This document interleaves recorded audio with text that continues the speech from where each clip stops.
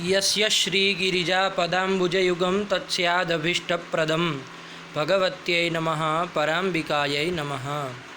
चलिए मित्रों, आइए आप सभी का स्वागत है। आज हम इस चैनल में भारतीय संस्कृत गुरुकुलम नाम की इस चैनल में, जैसा कि आपने पूर्व चित्र में देखा होगा और टाइटल में भी पढ़ा होगा कि शब्दालंकार के अंतर्गत वक्रोक्ति अलंकार के विषय में आज हम चर्चा करने वाले हैं।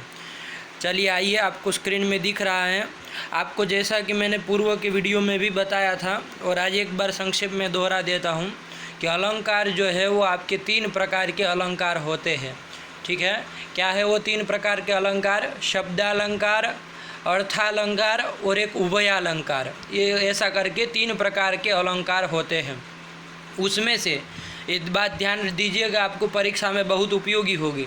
इसमें जो शब्दालंकार है उसका आचार्य मम्मट ने परिगणन किया शब्दालंकारों का, तो उन्होंने 6 अलंकार माने हैं। देखिए, इनके पूर्ववर्ती जो आचार्य एक हो गए वामन आदि आचार्य, तो वामन आचार्य ने केवल कितने अलंकार माने हैं? शब्दालंकार 2 ही माने हैं। कितने माने हैं? शब्दालंकार 2 ही माने हैं, यमक और अनुप्रास। ठीक है, मैं आपको डिस्क्रिप्शन में लिख के दे दूंगा। इसमें स्क्रीन में तो आपको अभी फ़िलहाल नहीं दिख रहा है, लेकिन आप ध्यान रखिएगा कि आचार्य वामन ने 2 ही शब्दालंकार माने हैं, यमक और अनुप्रास। लेकिन हमारे जो आचार्य मम्मट है उन्होंने 6 शब्दालंकार माने हैं। ठीक है, यमक और अनुप्रास के अतिरिक्त तो और 4 भी है, जिसमें एक वक्रोक्ति है, फिर एक चित्र है, फिर एक पुनरुक्त वदाभास है। उसका एक ही श्लोक में परिगणन है। मैं आपको श्लोक डिस्क्रिप्शन में लिख दूंगा, वहाँ जाके आप देख लीजिएगा, ताकि आपको वो श्लोक याद कर लेंगे। एक अनुष्टुप में श्लोक है, उसको बहुत अच्छे से परिगणन कर दिया है। आपको सब शब्दालंकारों का नाम पता चल जाएगा। तो यही 6 अलंकार मानते हैं। शब्दालंकार कितने माने हैं आचार्य मम्मट ने? 6 अलंकार माने हैं। अर्थालंकार की चर्चा हम जब आगे अलंकार आएंगे तब करेंगे। फिलहाल चूँकि वक्रोक्ति शब्दालंकार है तो उसको हम समझ रहे हैं। तो चलिए, उन 6 में प्रथम अलंकार है हमारा वक्रोक्ति अलंकार, तो उसी के विषय में आज हम चर्चा करने वाले हैं। तो देखिए, नवम उल्लास जो है वो पूरा का पूरा क्या है? शब्दालंकार का ही ये उल्लास है। इसमें शब्दालंकार का ही निर्णय किया गया है, इसलिए इस उल्लास का नाम भी आपको नीचे दिख रहा होगा, शब्दालंकार निर्णयात्मक नवम उल्लास। कि नवम उल्लास क्या है? शब्दालंकार का निर्णय कराता है। कितने शब्दालंकार है, क्या क्या उसके स्वरूप है, क्या क्या उसके उदाहरण है, ये सब बातें इसमें विचार होगी। तो शब्दालंकार की ही मुख्यत्वेन बातें होने वाली, इसलिए इसको शब्दालंकार नामक उल्लास कहेंगे। तो चलिए, अथ नवम उल्लास, हम लोग सीधे ग्रंथ में प्रवेश करते हैं। आचार्य मम्मट ने क्या लिखा है तो देखिए, आपको स्क्रीन में दिख रहा है कि आचार्य मम्मट ने जो प्रथम कारिका है ना, मतलब ये नवम उल्लास की प्रथम कारिका, वस्तुतः काव्य प्रकाश की 78वीं कारिका, 78 नंबर की जो कारिका है, यदुक्तम अन्यथा वाक्यम, इसके द्वारा क्या किया है? वक्रोक्ति जो अलंकार है, शब्दालंकार, उसका स्वरूप बताया और उसके भेद बताए। दोनों काम किया है। एक तो वक्रोक्ति अलंकार किसको कहते हैं वो भी बता दिया, और उसके कितने भेद है और कैसे भेद है ये भी बता दिया। ठीक है, तो वो सब चर्चा हम लोग 78वीं कारिका को समझेंगे तो वक्रोक्ति अलंकार हमारा पूरा दिमाग में आ जाएगा। तो चलिए अब ग्रंथ में प्रवेश करते हैं। आचार्य मम्मट क्या लिख रहे हैं? उन्होंने लिखा, देखिए, भूमिका बांध रहे हैं शब्द ये नवम उल्लास की। ठीक है ना, भावतरण लिख रहा है, गुणे विवेचने कृते, गुण का विवेचन कर देने पर, गुण विवेचने कृते, है ना। इसके पूर्व का उल्लास मतलब कौन सा हुआ? 8 नंबर का हुआ ना। तो उसमें आचार्य मम्मट ने क्या किया है? गुण का विवेचन किया, उसके पहले दोष का निरूपण किया था, वगैरह वगैरह सब का निरूपण किए। अब किसका अवसर आया है, किसका अवसर प्राप्त हुआ है? अलंकारों का अवसर प्राप्त हुआ है। ठीक है ना, तो अलंकार कैसे हो गए? प्राप्तावसराः, है ना, प्राप्त अवसर ये शामते इति प्राप्तावसराः, कि भाई अलंकारों का अवसर अभी क्या हो गया? प्राप्त हो गया है। तो अलंकार मैंने बताया आपको 3 प्रकार के, शब्दालंकार, अर्थालंकार, उर्वयालंकार। तो उसमें जो पहला है शब्दालंकार, वो संप्रति आह, वो शब्दालंकारान संप्रति आह। अभी फिलहाल हम लोग शब्दालंकार के विषय में चर्चा करेंगे, ऐसा आचार्य मम्मट ने कह दिया। अब शब्दालंकार आपको पता भी चल गया। आचार्य मम्मट ने कौन से उल्लास में लिखा है तो आपको पता होना चाहिए, नवम उल्लास में लिखे हैं। कितने शब्द अलंकार मानते हैं आचार्य मम्मट? तो 6 मानते हैं। ठीक है, ये सब बातें ध्यान रखिए, आपको उपयोगी होगी।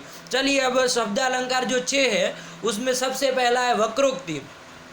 इस अलंकार को प्रायः सभी परीक्षाओं में रखा गया है, क्योंकि सबसे पहला अलंकार है। तो सब परीक्षा के सिलेबस में यदि अलंकार गिनाए जाते हैं तो उसमें वक्रोक्ति जरूर दिया जाता है। तो और बहुत अच्छा है ये अलंकार है, तो उसको आज हम समझेंगे। देखिए क्या लिख रहा है कारिका के द्वारा। यदुक्तम अन्यथा वाक्यम अन्यथा अन्येन योज्यते श्लेषेण काक्वा वा गिनेया सा वक्रोक्तिस्तथा द्विधा। इस प्रिंट जो आपको स्क्रीन में दिख रही है उसमें एक वक्रोक्ति के बाद एक न अक्षर ज़्यादा जुड़ गया है, जिसको आप लोग हटा देंगे, उसको ध्यान में नहीं लेंगे। तो देखिए क्या हो गई कारिका। यदुक्तम अन्यथा वाक्यम अन्यथा अन्येन योज्यते श्लेषेण काक्वा वाग्नेया सा वक्रोक्तिस्तथा द्विधा, ये कर दिया। ये मैंने बताया इस कारिका में आचार्य मम्मट ने क्या किया है, वक्रोक्ति जो अलंकार है शब्द अलंकार, उसका स्वरूप भी बताया और उसके भेद भी बता दिए कि वक्रोक्ति अलंकार क्या है और उसके भेद क्या क्या है और कितने प्रकार का है। ये सब बातें एक ही कारिका में बता दिए। तो चलिए उसको प्रवेश करते हैं। तो जो पूर्वार्ध है उसके द्वारा आचार्य मम्मट ने क्या बताया है, वक्रोक्ति का स्वरूप बता दिया है। नीचे भेद के विषय में चर्चा करेंगे। तो चलिए पहली पंक्ति खास समझिए। देखिए क्या कह रहे हैं, यद अन्यथा वाक्यम उक्तम। अन्यथा मतलब अन्येन प्रकारेण अन्येन आशयेन, ठीक है ना।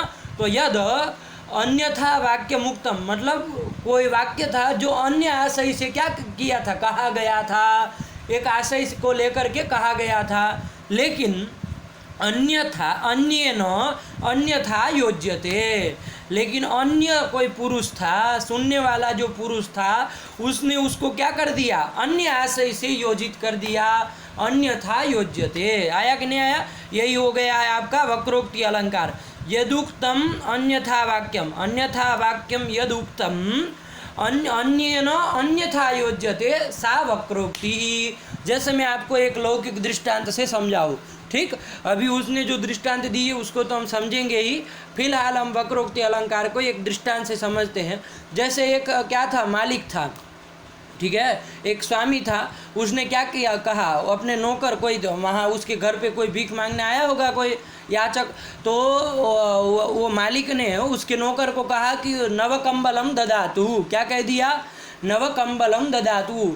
इसको नव मतलब नूतन, कि भाई नया जो कंबल पड़ा हुआ है वहाँ पर वो लेके उसको दे दो।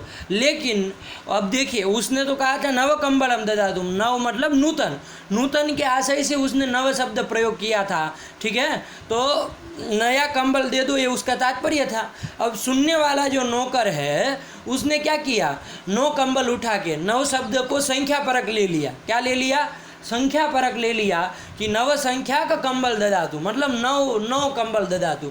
तो 9 कंबल उठा के वहाँ घर में से निकाल के दे दिए। तो ये क्या हुआ कि भाई ये जो पहले वाक्य था नव कंबलम ददातु, ये अन्यथा उत्तम मतलब अन्य आशय से कहा गया था।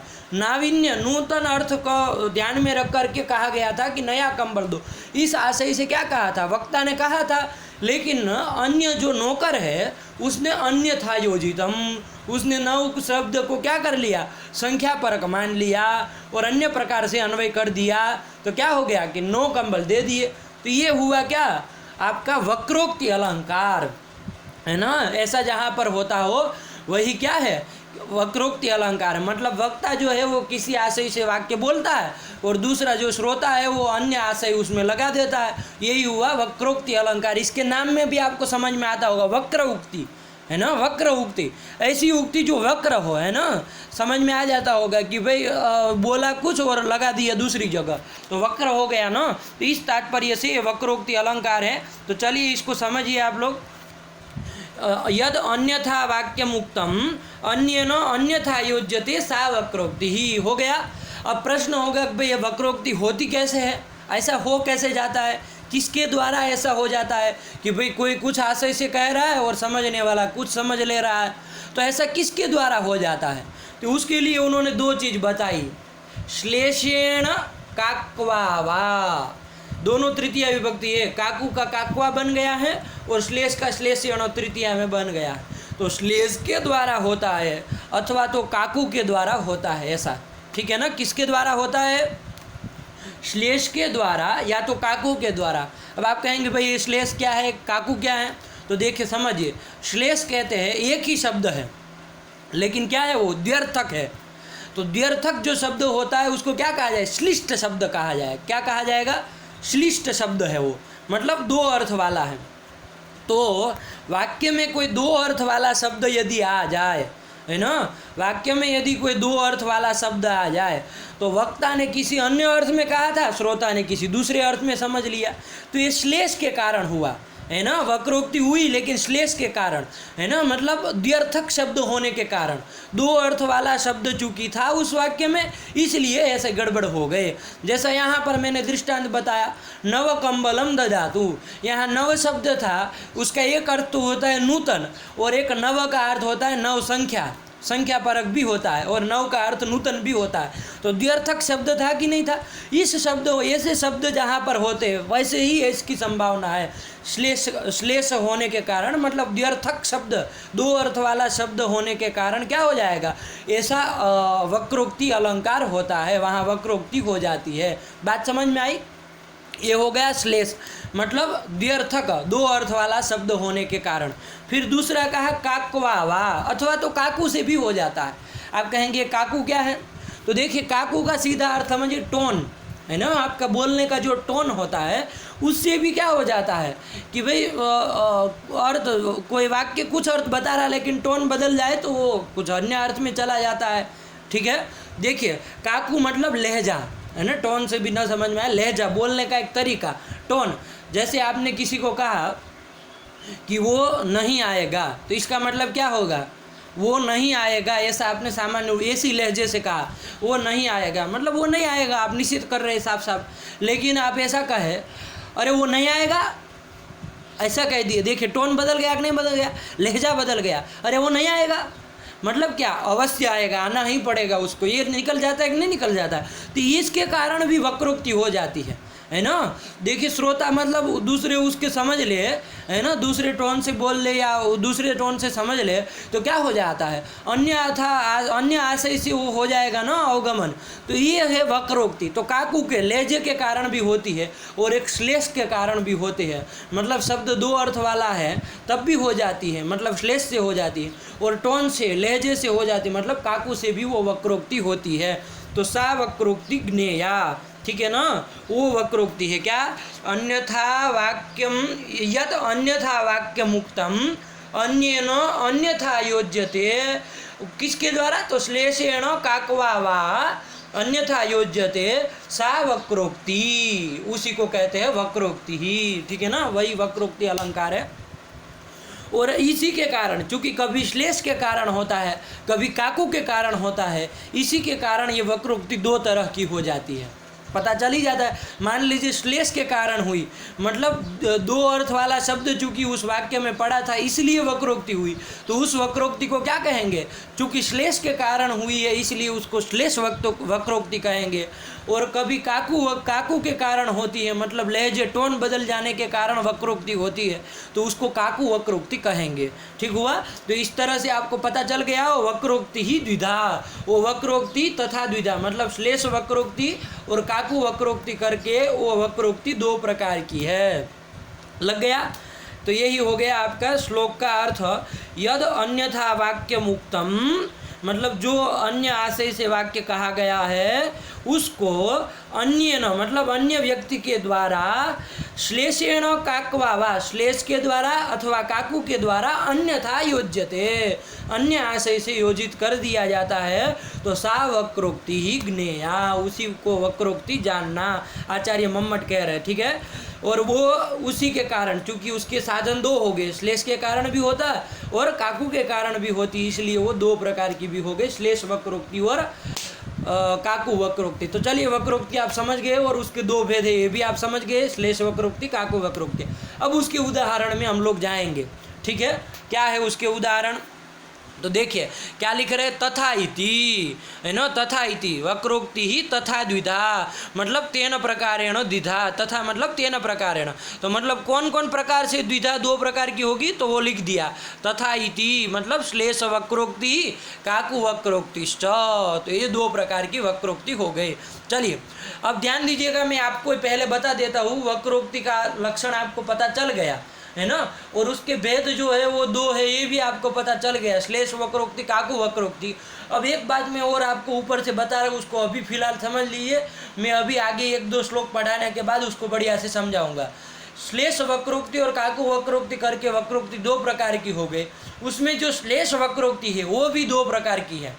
श्लेष वक्रोक्ति जो है वो भी क्या है, दो प्रकार की है। क्या है वो दो प्रकार, तो एक है पदभंग श्लेष और एक है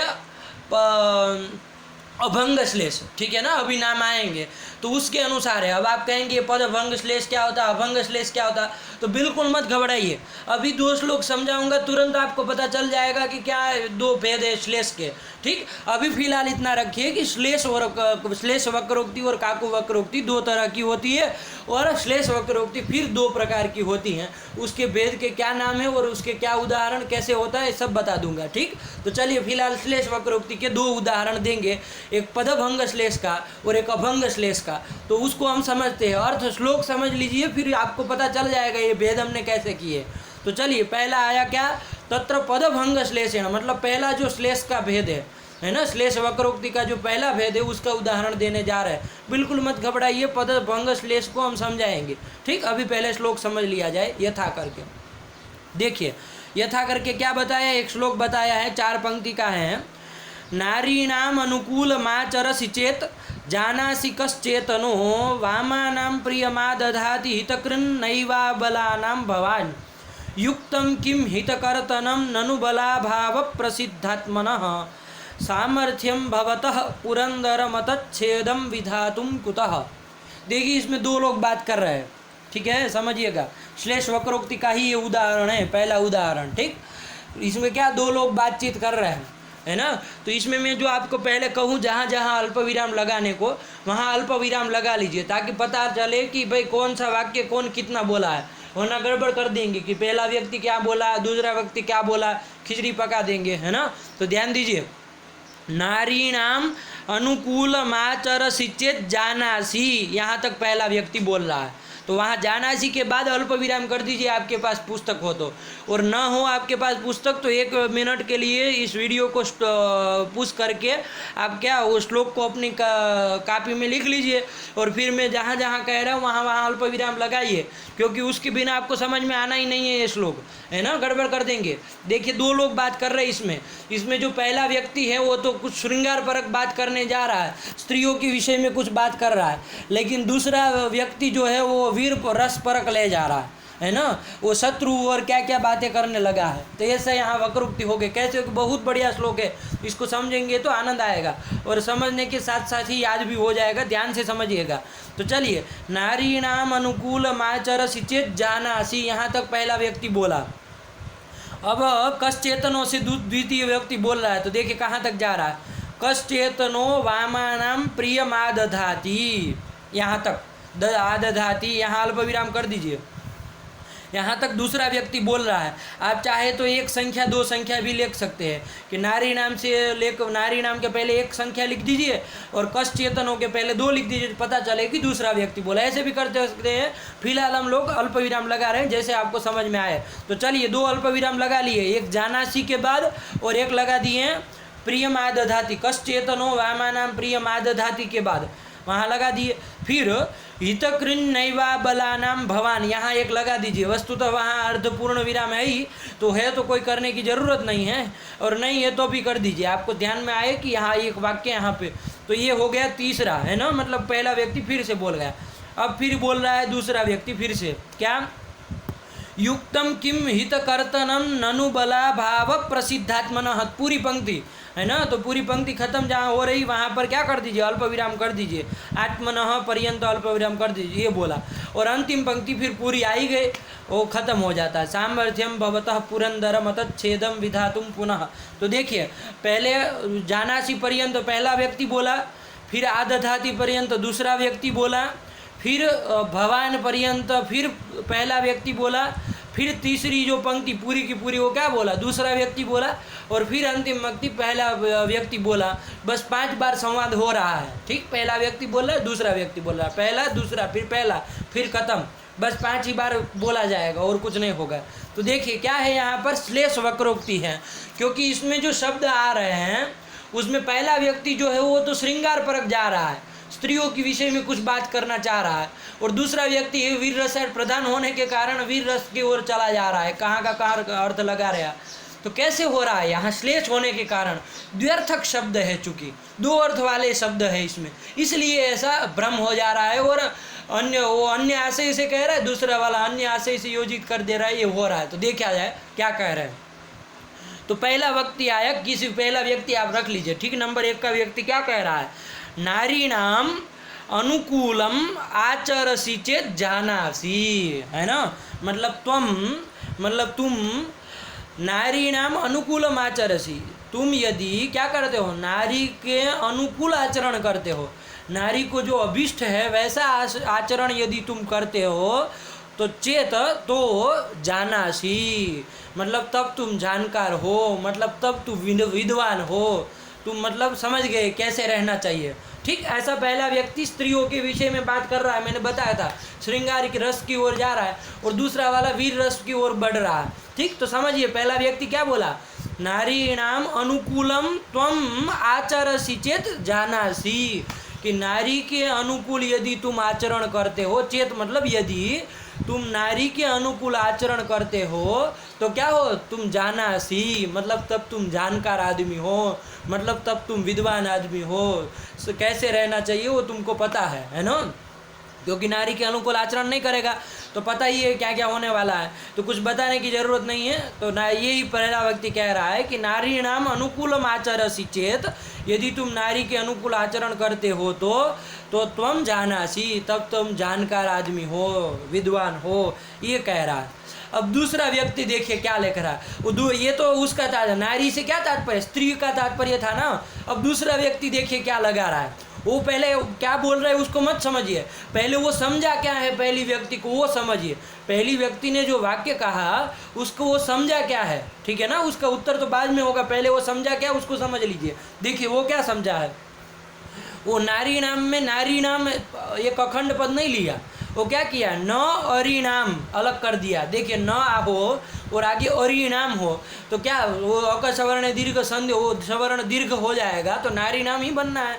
तो वो क्या लिख रहा है, वो क्या समझ रहा है, न अरिणाम अनुकूलम आचरसि चेत जानासी, वो ऐसा समझ रहा है। मतलब अरिणाम, अरि किसको कहते हैं, शत्रुओं को कहते हैं ना, अरे अरि मतलब शत्रु, तो अरिणाम मतलब शत्रुणाम अनुकूलम न आचरसि, न को वहाँ ले जाइए ना, अलग हो गया। अब अरिणाम मतलब शत्रुणाम अनुकूलम न आचरसि चेत जानासी, दूसरा व्यक्ति ये समझ रहा है।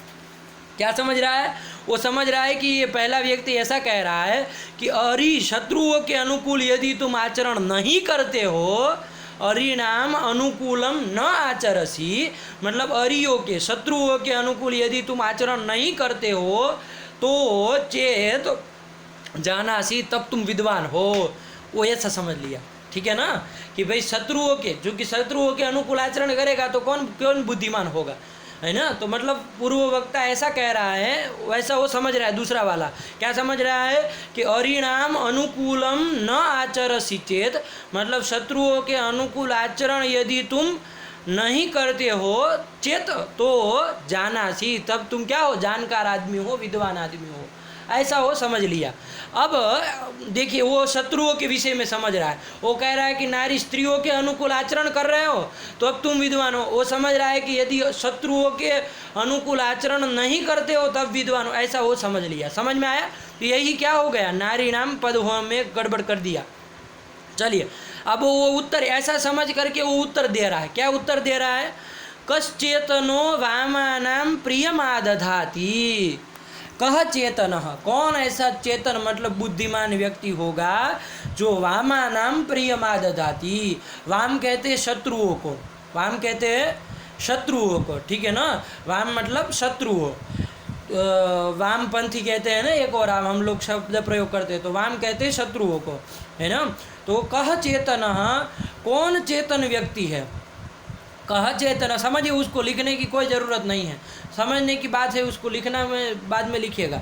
कस चेतनो वामानाम प्रियमादधाति, कि कौन ऐसा चेतन व्यक्ति है, मतलब कौन बुद्धिमान व्यक्ति होता है जो वामानाम मतलब शत्रुणाम प्रियमादधाति, प्रिय कार्य करता है, मतलब कोई नहीं होता है, ऐसा वो दूसरा व्यक्ति कह रहा है। पहले का आशय अन्य समझ करके वो बोल रहा है कि कौन बुद्धिमान व्यक्ति होता है कि जो क्या करता हो, शत्रुओं का प्रिय आचरण करता हो, प्रिय कार्य करता हो, कोई नहीं होता, ये दूसरा व्यक्ति कह रहा है। अब देखिए, ये तो दूसरे व्यक्ति ने कहा, लेकिन पहला वाला अब क्या समझ रहा है, वो तो श्रृंगार परक है, तो वो तो वामा, मतलब वामा क्या, वामा किसको कहते हैं, वामा वो स्त्री को कहते हैं ना वामा, तो वो वामा नाम मतलब स्त्री नाम, ऐसा समझ रहा है ना। वाम, देखिए, वाम का वामपंथी हम कहते हैं ना, तो वाम का अर्थ शत्रु भी होता है, और वामा हम स्त्री को, पत्नी को भी कहते हैं, तो वामा नाम, तो वो क्या समझ रहा है, पहला व्यक्ति। देखिए, दूसरे व्यक्ति ने तो शत्रु को लेकर के ही कहा कि कौन बुद्धिमान व्यक्ति होगा जो शत्रुओं का प्रियमादधाति, शत्रुओं का प्रिय कार्य करेगा, मतलब कोई नहीं करेगा, इसमें तुम इतना आश्चर्य क्या कर रहे हो, ऐसा वो कहना चाह रहा है। तो अब देखिए, वो पहला वाला क्या समझ रहा है, पहला वाला आशय समझ रहा है इसका कि वामा नाम कह चेतन, कौन बुद्धिमान व्यक्ति, वामा नाम मतलब पत्नी नाम, स्त्री नाम प्रियमादधाति, कौन बुद्धिमान व्यक्ति स्त्रियों का अनुकूल आचरण, प्रिय कार्य करता है, ऐसा वो पहले वाला समझ लिया, है ना। कौन बुद्धिमान व्यक्ति करता है, मतलब कोई नहीं करता है, ऐसा वो आशय समझा है। ठीक, यहाँ वामा नाम के कारण गड़बड़ हुई, आप लोगों को पता होना चाहिए प्रत्येक वाक्य में किसके कारण गड़बड़ हो रही है। ठीक, तो पहला व्यक्ति ये समझा कि कौन चेतन व्यक्ति होगा जो स्त्रियों का प्रिय कार्य करता हो, मतलब कोई नहीं होगा, ये हो गया। अब देखिए, वो पहला व्यक्ति क्या उत्तर दे रहा है उसको, हितकृत नैवा बलानाम भवान, है ना, अबला नाम हितकृत न भवान, पूछ रहा है उसको, अबला नाम हितकृत न भवान, अबला मतलब क्या, स्त्रियाँ होती है ना, अबला है ना, अंगना, ये सब क्या है, स्त्रियों के नाम है ना, तो अबला नाम स्त्री नाम हितकृत न भवान, मतलब क्या तुम स्त्रियों का हित नहीं करते हो क्या, हित करने वाले तुम नहीं हो, ऐसा पूछ रहा है वो पहला व्यक्ति जो है, उसको दूसरे व्यक्ति को पूछ रहा है, क्योंकि दूसरे व्यक्ति ने क्या कहा था अभी, उसके अनुसार क्या कहा था कि भाई स्त्रियों, कौन बुद्धिमान व्यक्ति होगा जो स्त्रियों का प्रिय कार्य करेगा, मतलब कोई नहीं करता है, इसलिए वो दूसरा, पहला व्यक्ति जो है वो पूछ रहा है उसको, फिर से क्या पूछ रहा है, हितकृत नैवा बला नाम भवान, है ना, मतलब अबला नाम हितकृत न भवान, मतलब तू अबला मतलब स्त्रियों का हितकृत, हित करने वाले नहीं हो क्या तुम, है ना, ऐसा उसने प्रश्न पूछा। अब देखिए, दूसरा व्यक्ति जो है, ये तो पहला व्यक्ति बोला ये पंक्ति को, ये तीसरा वाक्य है हमारे संवाद के अनुसार, तो ये पहला व्यक्ति बोल रहा है क्रम के अनुसार, तो वो तो बोला था कि स्त्रियों का हितकृत नहीं, हित करने वाले क्या तुम नहीं हो, ऐसा पूछ रहा है ना। लेकिन दूसरा वाला चूंकि वीर रस प्रधान था, तो वो क्या समझ रहा है इस वाक्य से, तो वो समझ रहा है अबला, अबला मतलब क्या, न विद्यते बलम ये सामते इति अबला, है ना, कि भाई जिसके पास बल नहीं होता है उसको कहते हैं अबला। वैसे अबला शब्द रूढ़ है स्त्री के लिए, लेकिन वो बहुव्रीहि समास करके अबला करके क्या समझ रहे, दुर्बलाहा, है ना, न विद्यते बलम ये सामते इति अबलाहा मतलब दुर्बलाहा, है ना। तो और हितकृत में भी वो गलत समझ रहा है, ध्यान दीजिएगा, अबला करके एक तो दुर्बल व्यक्तियों को समझ लिया, और हितकृत का क्या मतलब क्या था, पहले व्यक्ति का हितकृत मतलब हित करने वाले, लेकिन यहाँ कृत शब्द से वो कृति धातु का वो कृत बना है, कृति छेदन है धातु का, ऐसा वो समझ रहा है ना, मतलब हितकृत मतलब हित छेदन करता हो क्या तुम, ऐसा समझ। देखिए क्या समझ रहा है, दुर्बल, अबला नाम मतलब वो समझ रहा है दुर्बला नाम, दूसरा व्यक्ति है ना, दुर्बला नाम हितकृत मतलब हितनाशक हो क्या तुम, ऐसा समझ रहा है वो, है ना। प्रश्न का आशय क्या समझ रहा है कि अबला नाम मतलब दुर्बला नाम हितकृत एवं भवान, हितकृत न भवान, है ना, हितकृत मतलब हित का कृत, हितम कृंतति, ध्यान दीजिएगा, पहले जो कृत था वो डुकरी करने का कृत था, तो हित करने वाला अर्थ था, लेकिन कृति छेदने धातु के जब हितकृत बनाएंगे तो हितम कृंतति मतलब नाशयति इति हितकृत, तो दुर्बलों का हित नाश, हित मतलब उसका अभिष्ट का नाश करने वाले तुम नहीं हो क्या, ऐसा वो प्रश्न का आशय समझ रहा है ठीक है। अबलानाम हितकृत न भवान, मतलब दुर्बलानाम हित विनाशक न भवान, ऐसा आशय वो कौन समझ रहा है? दूसरा व्यक्ति समझ रहा है, और ऐसा समझ करके वो उत्तर दे रहा है तीसरी पूरी पंक्ति से। क्या उत्तर दे रहा है?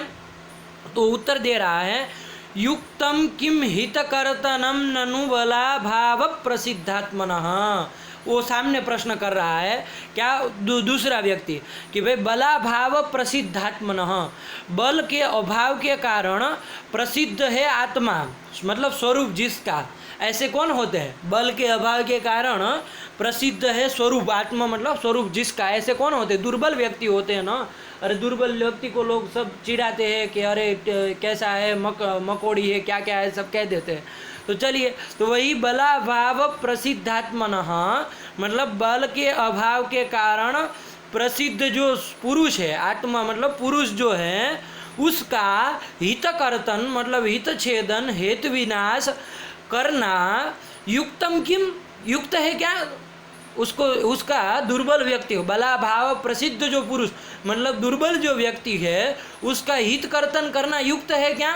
उसका हित कर्तन करना चाहिए क्या? ऐसा वो फिर से पूछ रहा है। दूसरा व्यक्ति जो है वो उसको सामने पूछ रहा है, ठीक है ना। किसको? पहले व्यक्ति को, कि भाई बला भाव प्रसिद्ध जो आत्मा मतलब पुरुष है, उसका हित कर्तनम युक्तम किम, मतलब उसका हित कर्तन करना युक्त है क्या?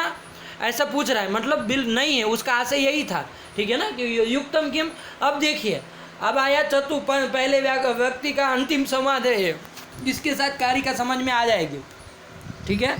फिर से एक बार मैं दोहराऊंगा, हल्के से आपको समझ में आ जाएगा। क्योंकि अभी अर्थ समझ रहे इसलिए आपको शायद संवाद क्रम से न बैठा हो, लेकिन अभी समझ में आएगा। पहले अर्थ समझ लीजिए। तो दूसरा व्यक्ति क्या बोल दिया कि बला भाव प्रसिद्धात्मनः हितकर्तनम युक्तम किम, मतलब बल के अभाव के कारण प्रसिद्ध जो पुरुष है उसका हित कर्तन, हित छेदन करना युक्त है क्या? मतलब है ना, ये पूछ रहा है उसको, हित कर्तन करना युक्त है क्या? मतलब युक्त नहीं है। अब देखिए, पहला व्यक्ति इसको क्या अर्थ समझ रहा है ना, इस वाक्य से क्या समझ रहा है? वो समझ रहा है यहाँ बला भाव प्रसिद्धात्मनः है ना, उसमें वो गड़बड़ कर दे रहा है। क्या कर रहा है? बला भाव प्रसिद्धात्मनः में बल मतलब वहाँ पर बल करके एक वल नाम का असुर हो गया है ना, वल नाम का असुर हो गया। आप इंद्र सूक्त शायद तैयारी किए होंगे, सज्जता किए होंगे, तो उसमें आया होगा वल नाम का असुर है, उसको इंद्र क्या कर देता है ना, इंद्र क्या कर देता है? उसको मार देता है ना। उदाजत अपधावलस्य करके वहाँ इंद्र सूक्त आया है, ठीक है ना। तो वहाँ चर्चा आई है कि वो वल नाम का असुर था, उसने क्या किए थे? गाय बांध दी थी। तो इंद्र ने वहाँ जा कर के वो जो असुर था उसको मारा और गाय छोड़ाई है ना, गाय को मुक्त कराया, ये सब किया था ना। तो बल नाम का जो असुर था उसका क्या कर दिया था? नाश किया था ना। तो देखिए वो क्या अर्थ ले रहा है, बल मतलब वल नाम का जो असुर है वो, उसका अभाव मतलब उसका नाश, उसके वल नाम के असुर के अभाव मतलब नाश के कारण प्रसिद्ध है आत्मा जिसका, कौन? किसका? इंद्र का, है ना। तो बला भाव प्रसिद्ध आत्मा करके वो क्या समझ रहा है ना, वो समझ रहा है इंद्र को समझ रहा है ना। तो इसके अनुसार क्या अर्थ हो जाएगा कि बल नाम के असुर का अभाव मतलब नाश। तो बल नाम का जो असुर है उसके अभाव मतलब नाश के कारण प्रसिद्ध हुआ है जो पुरुष, उसको क्या कहेंगे? बला भाव प्रसिद्धात्मा। ऐसा कौन है? इंद्र है। तो वो इंद्र अर्थ समझ रहा है, और इसके अनुसार उसका अर्थ क्या हो जाएगा कि इंद्रस्य बला भाव प्रसिद्धात्मनः मतलब इंद्रस्य हितकर्तनम युक्तम किम, ऐसा अर्थ वो समझ रहा है। अंड का बंड समझ रहा है ना, कि इंद्र का हितकर्तन करना युक्त है क्या, ऐसा वो प्रश्न समझा। अब वो उत्तर ऐसा समझ करके, उसने तो बेचारे ने क्या कहा था दूसरे व्यक्ति ने कि दुर्बलों का हित कर्तन करना युक्त है क्या, ऐसा उसने पूछा था। लेकिन ये समझ रहा है कि इंद्र का हित कर्तन करना युक्त है क्या। उसके अनुसार प्रथम व्यक्ति क्या उत्तर देता है उसको समझिए। देखिए, सामर्थ्यम भवतः पुरंदर मतच्छेदम विधातुम कुतः, पुरंदर मत छेदम विधातुम भवतः सामर्थ्यम कुतः। अरे पुरंदर मतलब इंद्र, उसके मत का छेदन मतलब कर्तन करने का सामर्थ्य आप भवतः मतलब आपके पास है क्या। अरे इंद्र के मत का छेदन करने का सामर्थ्य आपके पास कहाँ है, तो ऐसी बातें कर रहे हो, ऐसा वो पहला व्यक्ति कह रहा। तो देखिए कितनी गड़बड़ी हुई कि नहीं हुई, कहाँ की बात कहाँ चली गई, नारियों के हित की बात चालू हुई और इंद्र का मत छेदन पर चली गई, है ना। तो ये सब गड़बड़ हो गया। तो क्या था यहाँ पर, वक्रोक्तियाँ थी, है ना, मतलब श्लेष थे। श्लेष मतलब दो अर्थ वाले शब्द चूंकि आ जा रहे थे वाक्यों में, इसके कारण सुनने वाला जो श्रोता था वो क्या कर लेता, अन्य अर्थ में वो वाक्य को घसीट जाता और उसके अनुसार वो बोलता था। ठीक है ना। तो चलिए 5 संवाद हुए हैं, एक बार ध्यान दे दीजिएगा हल्के हल्के से। उसने कहा था, पहले व्यक्ति ने, अब हिंदी में ही मैं बोलूँगा, पहले व्यक्ति ने कहा था कि नारी के अनुकूल तुम आचरण यदि करते हो तब तुम विद्वान हो, ऐसा कहा। अब दूसरे वाले ने उसको समझ लिया क्या, कि हरि के अनुकूल, शत्रुओं के अनुकूल यदि आचरण तुम नहीं करते हो तब तुम विद्वान हो, ऐसा वो समझ लिया। ठीक, और ऐसा समझ करके वो कह रहा है, क्या कह रहा है कि भाई अरे कौन बुद्धिमान व्यक्ति होता है भाई जो शत्रुओं के प्रिय आचरण करे, मतलब कोई नहीं होता है ना, ऐसा वो कहा। तो तुम मुझे क्या ऐसी बातें कर रहे हो, ऐसी तात्पर्य से उसने कहा कि अरे कौन बुद्धिमान व्यक्ति शत्रुओं के अनुकूल आचरण करता है, मतलब कोई नहीं करता है, मैं भी नहीं करता हूँ, ये उसने उत्तर दे दिया। ठीक, अब वो दूसरा व्यक्ति वो उसको क्या समझ लिया था कि भाई स्त्रियों का जो अनुकूल, मतलब कौन बुद्धिमान व्यक्ति स्त्रियों के अनुकूल आचरण करता हो, ऐसा वो अर्थ समझ लिया। और उसके अनुसार पहले व्यक्ति ने क्या कहा कि अरे तुम स्त्रियों का हित अभिष्ट कार्य नहीं करते हो क्या, ऐसा उसने पूछा, है ना। पहले व्यक्ति ने क्या पूछा, अरे तुम स्त्रियों का अभिष्ट कार्य नहीं करते हो, और वो समझ लिया कि अरे तुम दुर्बलों का हित कर्तन नहीं करते हो क्या, ऐसा समझ लिया अर्थ, कि दुर्बलों का तुम हित छेदन नहीं करते हो क्या, ऐसा वो दूसरा व्यक्ति समझ लिया। और उसके अनुसार उसने उत्तर दिया, है ना। तीसरी पंक्ति से उसने क्या बोला कि अरे कौन बला भाव प्रसिद्ध जो दुर्बल लोग होते हैं, ऐसे दुर्बल लोगों का हित कर्तन, हित छेदन करना युक्त होता है क्या, मतलब युक्त नहीं होता है, क्यों मैं करूँगा, है ना, मतलब हित कर्तन युक्त होता है क्या, वो पूछ दिया। अब उस जो पहला व्यक्ति हो और फिर वो क्या समझ लिया, बला भाव प्रसिद्ध आत्मा करके, है ना, क्या समझ लिया, इंद्र समझ लिया। मूर्ख लोगों को देखिए संवाद समझ में नहीं आएंगे, इसको ध्यान से समझ, बहुत सरल है, कुछ है नहीं। बला भाव प्रसिद्ध आत्मा कौन है आपके, बला भाव प्रसिद्ध आत्मा कौन है, इंद्र समझ लिया। और उसके अनुसार उसने अर्थ क्या समझ लिया, दूसरे व्यक्ति का संवाद क्या समझ लिया कि इंद्र का हित छेदन करना युक्त है क्या, ऐसा समझ करके ऐसा समझ लिया। और उसके अनुसार उसने 5वां वाक्य कहा, क्या कहा कि पुरंदर का मतच्छेद, पुरंदर का अभिष्ट कार्य का छेदन करने का सामर्थ्य तुम्हारे पास कहाँ है, ऐसा वो उसको कह दिया। मतलब तुम्हारे पास सामर्थ्य नहीं है, कहाँ तुम ऐसी बातें कर रहे हो। तो ये सब क्या हो गया, श्लेष के कारण, द्व्यर्थक शब्द होने के कारण क्या क्या हो गया, यहाँ पर अन्य आशय से कहा गया वाक्य को अन्य श्रोता व्यक्ति ने क्या कर दिया, अन्य आशय से समझ लिया, अन्य आशय में योजित कर दिया। तो यही वक्रोक्ति हो गई। और किसके कारण हुई है, तो श्लेष के कारण यहाँ हुई है, इसलिए इसको श्लेष वक्रोक्ति का उदाहरण कहेंगे। आपको पता होना चाहिए 5 बार यहाँ संवाद हुआ है और 5 बार वाक्य बोले गए, पहला व्यक्ति बोला, दूसरा व्यक्ति बोला, पहला बोला, दूसरा बोला और फिर अंतिम में पहला बोला, इस तरह से 5 बार बातें बोली गई है। और 5 वाक्यों में ऐसे ऐसे शब्द आए हैं जो द्व्यर्थक थे। तो आपको पता होना चाहिए इसमें कौन से वाक्य में कौन द्व्यर्थक शब्द आया था। ठीक, एक बार उसको देख लेते हैं। अब संवाद नहीं समझना है, बस केवल वो शब्दों को पकड़ लीजिए तो आपको पता चल जाए कि कैसे हो गया गड़बड़। देखिए, नारीणाम अनुकूल माचर सिचेत जानासी, ये प्रथम वाक्य था, इसमें द्व्यर्थक शब्द कौन आ गया, तो आपको पता है नारी नाम, कौन आ गया, नारी नाम। तो नारी नाम का एक अर्थ होता है स्त्री नाम और एक होता है न अरिणाम, है ना, मतलब शत्रुओं का नहीं, न का अर्थ नहीं और अरिणाम मतलब शत्रु नाम। तो ये एक शब्द आ गया, ध्यान में आया। फिर आया दूसरा वाक्य जो बोला था, कौन व्यक्ति, दूसरा व्यक्ति जो बोला वो क्या वाक्य बोला था, कह चेतनो वामानाम प्रियमा दधाति, यहाँ तक वो बोला था। ठीक, तो वामानाम, इसमें कौन शब्द आ गया, वामानाम आ गया, उस शत्रु के तात्पर्य से कहा, वाम मतलब वामपंथी शत्रु के तात्पर्य से कहा था, लेकिन वो वाम करके क्या स्त्री को समझ लिया। तो यहाँ द्व्यर्थक शब्द कौन आ गया, वाम आ गया, तो वामानाम यहाँ पर हो गया। ठीक, फिर इसके बाद जो वाक्य आया तीसरा संवाद के रूप में क्या आया, हितकृत नैवा बलानाम भवान। इसमें ध्यान दीजिएगा 2 शब्द ऐसे आ रहे हैं, ठीक है ना। इसमें से आपको प्रश्न पूछ सकता है कि हितकृत नैवा बलानाम भवान में कितने शब्द श्लेष हुए हैं, कहाँ कहाँ श्लेष है।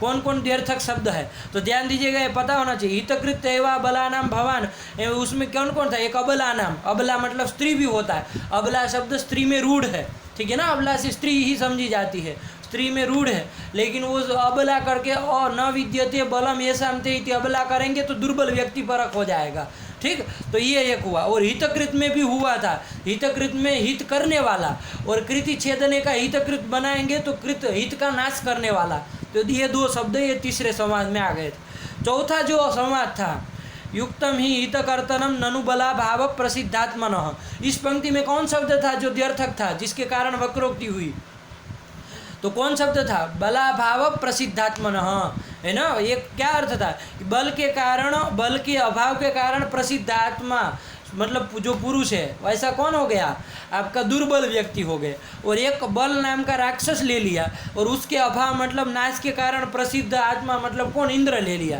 तो ये दो अर्थ वाला बले भाव प्रसिद्धात्मना ये हो गया, ठीक। फिर सामर्थ्यम भवतः पूरा, बस इसमें कुछ नहीं है, पांचवी पंक्ति में कोई ऐसा वाक्य नहीं है, उसमें साफ साफ है पुरंदर मतच्छेदम विधातुम कुतः भवतः सामर्थ्यम, इसी के साथ संवाद खत्म हो जाता है, ठीक है। तो चलिए, तो ये चारों में पहले जो चार वाक्य आए उसमें कोई कोई शब्द है वो क्या द्व्यर्थक होने के कारण, श्लेष होने के कारण यहाँ वक्रोक्ति अलंकार हुआ है। तो चलिए, वक्रोक्ति अलंकार अब आपको बढ़िया से समझ में आ गया होगा। एक बार अपने से मनन करिए इस श्लोक को, ठीक है ना, समझ में आएगा।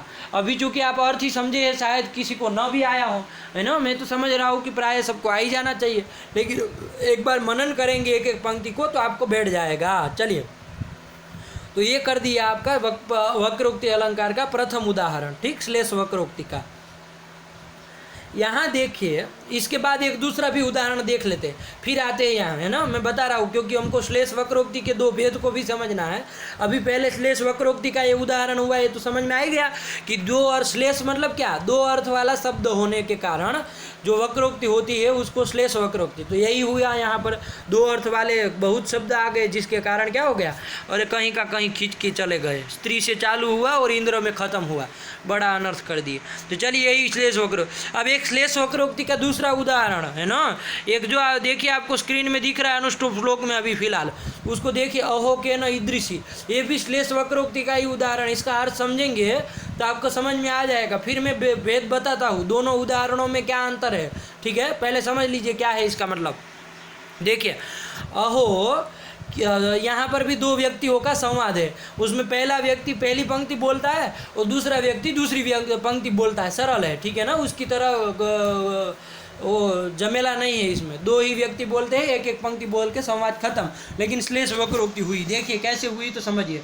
पहला व्यक्ति बोला, क्या बोला, अहो केन ईदृशी बुद्धिर दारुणा तव निर्मिता, ये कहा। क्या है इसका मतलब, अहो मतलब अरे भो, क्या अरे संबोधन कर रहा है, अहो ईदृशी दारुणा बुद्धि, तव मतलब तुम्हारी, ईदृशी दारुणा बुद्धि, दारुणा मतलब कठोर, निष्ठुर, है ना, कठोर, कठोर अर्थ में दारुणा, है ना, तो दारुणा मतलब कठोर, तो तव मतलब तुम्हारी, ईदृशी दारुणा बुद्धि मतलब ऐसी ये कठोर बुद्धि, केन निर्मिता, किसने निर्मित कर दी, अरे तुम्हारी इतनी कठोर बुद्धि किसने निर्मित कर दी, ऐसा पहला व्यक्ति पूछ रहा है, ठीक है ना, सामने वाले को क्या पूछ रहा है, अहो तव ईदृशी दारुणा बुद्धि केन निर्मिता, मतलब कि तुम्हारी ऐसी, ईदृशी मतलब ऐसी, दारुणा बुद्धि मतलब कठोर निष्ठुर बुद्धि किसने निर्मित कर दी, केन किसने, निर्मिता निर्मित कर दी, लगा कि नहीं लगा, ऐसा वो पूछ रहा है, ठीक। अब सुनने वाला जो है वो इस पंक्ति को क्या समझ रहा है, देखिए इसमें ये बात आपको हर बार ध्यान रखनी होगी। पहला व्यक्ति बोले फिर सीधे दूसरे व्यक्ति में नहीं घुस जाना है, ठीक है, वो पहला व्यक्ति क्या समझ रहा है और क्या उत्तर दे रहा है, तो देखिए क्या बोल रहा है वो समझा कि भाई दारुणा का अर्थ उसने क्या लगाया था, बोलने वाले ने उसने लगाया था कठोर, लेकिन सुनने वाला जो है वो क्या, दारुणा मतलब लकड़ी की बनी हुई, है ना, दारुणा मतलब दारू मतलब लकड़ी कहता है ना, दारूह काष्ठम, अमर कोश देखेंगे तो उसमें आएगा दारूह काष्ठम, तो उस दारू, उसकी तृतीय दारुणा मतलब दारू के काष्ठ के द्वारा, काष्ठे न तव बुद्धि के न निर्मिता, ऐसा वो अर्थ समझ लिया। अब ऐसा अर्थ समझ करके क्या उत्तर दे रहा है, वो कह रहा है कि त्रिगुणा श्रूयते बुद्धि न तु दारुमयी क्वचित, ऐसा कह रहा है ना कि भाई सांख्यादि शास्त्रों में, देखिए सांख्य की बात कर दिया है ना कि सांख्यादि शास्त्रों में तो त्रिगुणा बुद्धि श्रूयते, सत्व रज और तम वाली है ना, त्रिगुणम अविवेक विषय, सांख्यकारी का पढ़े होंगे तो आपको पता होगा। तो बुद्धि जो है वो त्रिगुणा होती है, ये तो मैंने सुना था, लेकिन ये दारुमयी मतलब काष्ठमयी एक क्वचित कहाँ से आ गए, ये काष्ठमयी कहाँ से बुद्धि होती है, तो मैंने कभी सुना ही नहीं। न तु दारुमयी क्वचित न तु काष्ठमयी क्वचित, तो देखिए ये हो गया। तो यहाँ पर क्या हुई, वक्रोक्ति अलंकार हुआ कि नहीं हुआ। पहले व्यक्ति ने दारू शब्द से क्या लिया, दारुणा से क्या लिया था, उसने दारुणा से लिया था निष्ठुर कठोर लिया था, लेकिन दूसरे वाले ने वो दारुणा शब्द को क्या काष्ठ अर्थ समझ लिया। तो इसके कारण क्या हो गया, यहाँ पर द्व्यर्थक शब्द होने के, दारुणा शब्द होने के कारण वक्रोक्ति अलंकार हुआ, जिसको श्लेष वक्रोक्ति कहेंगे। दो अर्थ वाला शब्द था, इसलिए श्लेष वक्रोक्ति कहेंगे। आया, तो ये हो गया अहो केन ईदृशी बुद्धि ही दारुणा तव निर्मिता, और उसने उत्तर दिया कि त्रिगुणा श्रूयते बुद्धि ही न तो दारुमयी क्वचित, कि तीन गुण वाली ही बुद्धि मैंने सुनी है, सब सुनते हैं, न तो दारुमयी क्वचित, दारुमयी काष्ठमयी बुद्धि कहीं मैंने सुनी नहीं आज तक। कहाँ से तुम ये सब पूछ रहे हो कि दारुणा केन निर्मिता, तो ऐसा वो अन्य अर्थ लगा दिया, ठीक है ना। चलिए, तो ये कवि का एक कौशल्य है, वो प्रकट कर देता है। तो चलिए, ये हो गया आपका दोनों श्लेष वक्रोक्ति के उदाहरण हो गए, ठीक। अब देखिए श्लेष वक्रोक्ति में पहली वाली श्लेष वक्रोक्ति का जो उदाहरण है ना, जिसमें बहुत जमेला था, बहुत सारे संवाद थे उसमें, और ये जो दूसरा अनुष्टुप जो श्लेष वक्रोक्ति का उदाहरण है, दोनों में क्या अंतर है, ये चीज़ को समझिए, है ना, ये दोनों में क्या अंतर है। तो देखिए, वो जो दोनों श्लोक में आपको स्क्रीन में अभी दिखाऊंगा, ठीक, देखिएगा। अभी पहले वाला श्लोक में क्या था और इसमें क्या, दोनों में है श्लेष वक्रोक्ति, मतलब दोनों में द्व्यर्थक शब्द आने के कारण ही क्या हो गया है, श्लेष वक्रोक्ति के दोनों उदाहरण बने। लेकिन क्या अंतर है दोनों में, अंतर ये है, देखिए वहाँ पर क्या हो रहा था, ये जो पहला जो 4 पंक्ति वाला श्लोक है लंबा चौड़ा, उसमें क्या था, नारी नाम, ये सब श्लोक क्या थे, पद थे ना, जिसके कारण क्या हो रहा था, वक्रोक्ति हो रही थी। तो यहाँ क्या हो रहा था, नारी नाम, ये पदों का भंग हो रहा था कि नहीं हो रहा था। नारी नाम, देखिए नारी एक अखंड शब्द है जो स्त्री को बताता है, लेकिन सुनने वाले ने क्या लगा लिया, उसको न अरिणाम लगा लिया। तो इसमें क्या हुआ, पद का भंग हुआ कि नहीं हुआ, पदों का भंग कर दिया, और उसके कारण क्या हुआ है, द्व्यर्थक हुआ है और श्लेष वक्रोक्ति हुई है। तो इसमें पदों का भंग हुआ। इसी तरह में दूसरा एक शब्द बताओ, अबला नाम, क्या था, अबला नाम। अबला नाम में अबला शब्द वस्तुतः रूढ़ है, अखंड शब्द अबला शब्द क्या है, स्त्रियों के लिए रूढ़ शब्द है, लेकिन वो सुनने वाला वो जो था उसने क्या कर लिया, न विद्यते बलम, तो वहाँ अ से नई को अलग कर रहा है, और बल तो खंड कर दिया ना, यहाँ पर भी पद का क्या कर दिया, खंड कर दिया, भेदन कर दिया, है ना, पद का क्या भंग कर दिया। अबला सब जो पद था उसका भी क्या कर दिया, भंग कर दिया। तो ये सब हो रहा है ना, एक दो जगह हो रहा है, नारी नाम में हो रहा है और एक अबला नाम में हो रहा है। क्या हो रहा है, पद भंग करना पड़ रहा है, दूसरा अर्थ लेने के लिए क्या हो रहा है, पद का भंग करना पड़ रहा है। तो इसीलिए पद भंग श्लेष हो, पद भंग के कारण क्या हो रहा है, श्लेष हो रहा है, मतलब दो अर्थ वाला शब्द हो जा रहा है, और उसके कारण वक्रोक्ति हुई है। तो उसको कैसी वक्रोक्ति कहे, पद भंग मूलक श्लेष वक्रोक्ति कहेंगे। क्या कहेंगे, पद भंग मूलक, पद भंग चूंकि हुआ इसी के कारण श्लेष हुआ और इसी के कारण वक्रोक्ति हुई। तो पद भंग मूलक श्लेष वक्रोक्ति कहिए, पद भंग श्लेष मूलक वक्रोक्ति कहिए, जो कहिए आपको समझ में आना चाहिए। इसलिए देखिए आचार्य मम्मट ने इस श्लोक के ऊपर में आपको स्क्रीन में दिख रहा है क्या लिखा था, पद भंग श्लेषेण यथा, मतलब पद भंग श्लेष के कारण जो वक्रोक्ति हुई उसका उदाहरण है ना, पद भंग के कारण जो श्लेष हुआ, मतलब पदों के दो अर्थ हुए और उसके कारण वक्रोक्ति हुई, उसका उदाहरण। तो इस वक्रोक्ति को क्या कहेंगे, पद भंग श्लेष मूलक वक्रोक्ति कहेंगे, ठीक है ना। मूलक शब्द न भी बोले, पद भंग श्लेष वक्रोक्ति भी बोला जाता है। आप लोगों को तात्पर्य पता होना चाहिए, चाहे कैसा भी ऑप्शन दो, लेकिन आपको पता होना चाहिए कि कौन सी ये वक्रोक्ति है। आया कि नहीं आया, तो ये हो गया। और दूसरा मैं आपको बताऊँ, दूसरा उदाहरण क्या था उसमें भी समझिए। यहाँ पर देखिए कौन से शब्द के कारण श्लेष हो रहा है, वक्रोक्ति हो रही थी, दारुणा। तो देखिए दारू शब्द को खंडित नहीं किया है, दारू शब्द को कोई खंड नहीं किया है कि दारूणा जो था वही दारूणा का निष्ठुर अर्थ लिया और उसी दारूणा का क्या कर लिया, उसी दारूणा का क्या कर दिया, काष्ठ अर्थ कर लिया, है ना। तो कोई पद का भंग नहीं ना हुआ इसमें, अरे दा को अलग किया, रू को अलग किया, ऐसा कोई पद भंग नहीं ना हुआ नारी नाम अबला नाम की तरह। तो इसके कारण यहाँ क्या है, पद का भंग नहीं हुआ है। तो यहाँ क्या कहा जाएगा, अभंग श्लेष मूलक वक्रोक्ति कहा जाएगा, क्योंकि इसमें कोई भंग नहीं हुआ है ना, पद का कोई भंग नहीं हुआ, इसलिए इसको क्या कहा, कैसी वक्रोक्ति कहा जाएगा, तो अभंग श्लेष मूलक वक्रोक्ति कहा जाएगा, अभंग श्लेष वक्रोक्ति कहा जाएगा। तो इस तरह से आपको पता चल गया अब वक्रोक्ति जो है वो दो प्रकार की, जो कारिका में मूल कारिका में बताया था श्लेष वक्रोक्ति और काकू वक्रोक्ति, उसमें श्लेष वक्रोक्ति दो तरह की हो गए।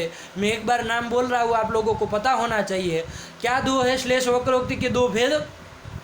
पदभंग श्लेष मूलक वक्रोक्ति नंबर 1 की हो गए, जो पहले उदाहरण दिया जिसमें पदों का भंग होता है, श्लेष होता है और उसके कारण वक्रोक्ति होती है, तो वो पदभंग श्लेष मूलक वक्रोक्ति हो गए। और दूसरी जो बताई वो अभंग श्लेष मूलक वक्रोक्ति है, जिसमें किसी पदों का भंग नहीं होता है, जो शब्द है उसी शब्द अखंड रख करके उसी का दूसरा अर्थ होने के कारण वहाँ क्या हो गया है, वक्रोक्ति हो गई, तो अभंग श्लेष मूलक वक्रोक्ति हो गए। तो इसी प्रकार से ये जो आपके हो गए श्लेष वक्रोक्ति के अलग अलग दो उदाहरण हो गए, ठीक है, आप लोगों को पता होगा। अब श्लेष वक्रोक्ति को आपने बढ़िया से समझ लिया। अब एक वक्रोक्ति बच गई है, जो वक्रोक्ति का दूसरा भेद था क्या, काकू वक्रोक्ति। तो उसी काकू वक्रोक्ति के लिए काक्वा यथा करके एक ही श्लोक में, उसके कोई भेद नहीं है। श्लेष वक्रोक्ति के दो थे, काकू वक्रोक्ति एक ही है, उसका उदाहरण देख के खत्म करेंगे वक्रोक्ति अलंकार को। तो काकू वक्रोक्ति मैंने आपको पूर्व में ही बता दिया कि शब्द का जो लहजा होता है, बोलने का टोन होता है, उससे भी क्या हो जाता है, अर्थ बदल जाता है। सुनने वाला कुछ और अर्थ लगा देता है, कहने वाले का कुछ और तात्पर्य होता है, तो ये होता है काकू वक्रोक्ति, ठीक है ना। तो चलिए, जैसे मैंने आपको दृष्टांत बताया था, है ना, हल्के से, है ना, कि भाई कोई आदमी कह रहा है कि अरे वो नहीं आएगा, तो इसका सामान्य अर्थ क्या होता है कि भाई नहीं आएगा। लेकिन यदि ऐसे बोले, देखिए शब्द वही प्रयोग करूँगा, लेकिन यदि टोन बदल जाए, अरे वो नहीं आएगा, नहीं आएगा, तो इसका क्या मतलब हो जाता है, मतलब आना ही पड़ेगा, वो आएगा ही, ऐसा अर्थ हो जाता है। तो यही क्या हो गया, टोन के कारण। शब्द तो सब वही थे, यहाँ देखिए द्व्यर्थक कोई शब्द नहीं था, बस केवल लहजा बदल गया, टोन बदल गया, काकू बदल गया, ध्वनि एक बदल गई, उसके कारण क्या हो गया, वक्रोक्ति हो गई। तो इसको कहते हैं काकू वक्रोक्ति। तो चलिए उदाहरण देख के ख़त्म करते हैं, क्या कह रहे हैं। तो देखिए यहाँ ध्यान दीजिएगा कि जो दो व्यक्ति के बीच में यहाँ पर भी संवाद है, एक है नायिका और एक है उसकी दासी सखी, ठीक है ना, उसकी सेविका है, उसकी मित्र होती है, स्वाभाविक है। तो उन दोनों के बीच का क्या है, संवाद है। तो नायिका जो है वो क्या कही, नायिका ने कहा था कि भाई मेरा जो पति है, मतलब नायक जो है वो क्या है, वो अपने गुरु, पहले मैं तात्पर्य बताऊँ वो समझ लीजिए, फिर श्लोक को देखेंगे, ठीक है। वो नायिका क्या कह रही है कि भाई वो जो मेरा नायक पति जो है वो अपने गुरुजी की ही बात मानता है, उसके गुरुजी जो कहते हैं वही वो सुनता है, और उसके गुरुजी ने उसको जाने के लिए कहा तो वो तो विदेश चला गया, ठीक है ना। अब वो नहीं आएगा, है ना। वसंत काल में अच्छा मौसम होता है ना, वसंत काल, तो उसमें भी वो नहीं आएगा। तो देखिए ये क्या कहा, उसने इसी टोन से कहा था, नहीं आएगा, मतलब वो नहीं आएगा, यही उसका कहने का तात्पर्य था कि वो गुरुजी की आज्ञा मानता है, वो विदेश चला गया है, अब जो वसंत काल आने वाला है, वसंत ऋतु आने वाली है, उसमें भी वो नहीं आएगा, ऐसा वो नायिका ने कहा। लेकिन उसकी जो सखी थी, उसकी सेविका दासी जो थी, वो कैसे बोल रही, इसी वाक्य को बोल रही है, इसी वाक्य, क्योंकि अरे वो गुरुजन के क्या थे, गुरुजन के वो मतलब उसके अधीन रहते, उसकी ही बात मानते हैं, और वो विदेश चले गए हैं, तो क्या वसंत में नहीं आएंगे, है ना, मतलब वसंत में नहीं आएंगे, ऐसा नहीं है ना, वसंत में नहीं आएंगे, उसने कहा था वसंत में नहीं आएंगे, मतलब नहीं आएंगे, सीधी बात। लेकिन उसने लहजा बदल दिया, वसंत में नहीं आएंगे मतलब अवश्य आएंगे, ऐसा अर्थ हो गया कि नहीं हो गया। यही क्या हुआ, काकू के कारण अर्थांतर हो गया। अब देखिए श्लोक में हम जा रहे हैं, गुरुजन परतंत्रतया दूरतरम देशतम उद्यतो गंतुम, है ना, कि गुरुजन के परतंत्र होने के कारण, गुरुजन के अधीन है वो, है ना, मेरा जो पति है, नायक है, मेरा प्रियतम जो है, वो गुरुजन के अधीन है, परतंत्र है, इसलिए दूरतरम देशम गंतुम उद्यतः, कि भाई दूर देश जो विदेश है वहाँ गंतुम जाने के लिए उद्यतः, वो उद्यत हो गया है, क्योंकि गुरुजन के आज्ञा को ही वो मानता है ना। तो इसलिए वो दूरतर देश जो है वहाँ जाने के लिए क्या हो गया, उद्यत हो गया है। समझ में आया? गुरुजन परतंत्रतया दूरतरम देशम गंतुम उद्यतः, कौन? प्रियतमः नायकः। ये चलिए, ये गंतुम उद्यतः हो गया। फिर दूसरी पंक्ति में क्या कहता है? अलिकुल कोकिल ललिते, है ना, सुरभि समये असौ न एष्यति, हे सखी, सखी संबोधन है, हे सखी, कि भाई अलिकुल कोकिल ललिते सुरभि समय। देखिए वसंत ऋतु का वर्णन कर रहे हैं। वसंत ऋतु क्या होते हैं? अलिकुल और कोकिल के कारण ललित होती है ना, सुंदरमय होती है। अलीकुल मतलब समझिए, अलीकुल मतलब क्या? अली मतलब, अली किसको कहते हैं? भंवरे को कहते हैं ना। अरे अली मतलब भंवरा, है ना। अली कोई काव्य भी है ना बड़ा बड़ा अली के ऊपर, तो भंवरा, अली मतलब भंवरा। और उसका जो कुल मतलब समूह, उसका जो अली का कुल मतलब समूह। और कोकिल मतलब आप समझते ही कोयल, तो अली कुल मतलब भंवरे और कोकिल मतलब कोयल। ये दोनों के कारण ललित जो होती है, कौन? वसंत ऋतु। ये दोनों के कारण ललित होने वाली जो वसंत ऋतु। और वो वसंत ऋतु कैसी है? सुरभि समय, मतलब सुगंधित समय होता है उस समय, ठीक है ना। तो इसलिए वो सुगंधित, तो वसंत ऋतु मतलब वसंत ऋतु है ना, उसकी दो विशेषण है। क्या है? अलिकुल कोकिल ललिते सुरभि समय असौ नायकः न एष्यति, वो नहीं आएगा। अलिकुल और कोकिल के द्वारा ललित मतलब सुंदरतम, और सुरभि समय जो वसंत ऋतु है उसमें असौ नायकः न एष्यति, नहीं आएगा। हे सखी, ऐसा करके वो नायिका बोली, तो न एष्यति, देखिए बोलने का लहजा कैसा था? न एष्यति मतलब वो अब नहीं आएगा, है ना। केवल वस्तु स्थिति बता रही है कि वो नहीं आएगा, ये कहा। अब इसी वाक्य को वो सखी बोल दे रही है, ध्यान दीजिएगा, है ना। टोन बदल जाने के कारण श्लोक यही बोलेगी, लेकिन टोन बदल गया, इसलिए क्या हो गया? वो अन्य आशय हो गया, है ना। तो देखिए कैसे, गुरुजन परतंत्रतया दूरतर देशम उद्यतो गंतुम अलिकुल कोकिल ललिते नेष्यति सखी सुरभि समय असौ, मतलब ये नहीं आएगा, मतलब अवश्य आएगा, है ना। आना ही उसको पड़ेगा, आएगा ही, ये अर्थ हो जाता है कि नहीं, है ना। बोलने का केवल नेष्यति, अरे नहीं आएगा मतलब आएगा ही, यही कर दिया। बाकी अर्थ समान है, केवल बोलने का लहजा बदल गया इसके कारण। तो ये टोन मतलब काकू के कारण यहाँ पर क्या हो गया? अन्य आशय से कहा गया वाक्य था, उसको अन्यथा योजितम, उसको अन्य अर्थ में योजित कर दिया। आएगा ही अर्थ में कहा गया था कि नहीं आएगा, और उसको योजित कर दिया आएगा ही, ऐसे अर्थ में योजित कर दिया। किसके कारण? काकू के द्वारा, लहजे के कारण, टोन के कारण, ठीक है ना। तो चलिए, तो काको के कारण यहाँ वक्रोक्ति हो गए। अन्य आशय से कहा गया वाक्य अन्यथा योजित कर दिया उसकी दासी ने, सखी ने, सेविका ने। तो चलिए, यही आपके क्या हो गए? वक्रोक्ति के, श्लेष वक्रोक्ति के उदाहरण और काकु वक्रोक्ति के उदाहरण। इसमें ध्यान दीजिएगा कि श्लेष वक्रोक्ति दो प्रकार की थी, पदभंग श्लेष मूलक वक्रोक्ति और अभंग श्लेष मूलक वक्रोक्ति, और दोनों के उदाहरण उसमें दे दिए। आपको बढ़िया से समझ में आ गया होगा। मैं संक्षेप से आपको एक शंकर और पार्वती का एक वाक्य, उसका संवाद है, हिंदी में है, ठीक है ना। उसमें भी देखिए क्या बहुत अच्छा है। उसका मुझे पूरा उसका दोहा ध्यान में नहीं है कि कैसा है, लेकिन हल्का हल्का ध्यान है, कहाँ का है ये भी नहीं पता है, लेकिन उसको मैं बताऊँ आपको कि शिव जी ने क्या कहा और पार्वती जी, श्लेष वक्रोक्ति का उदाहरण होगा, आप समझ जाएंगे।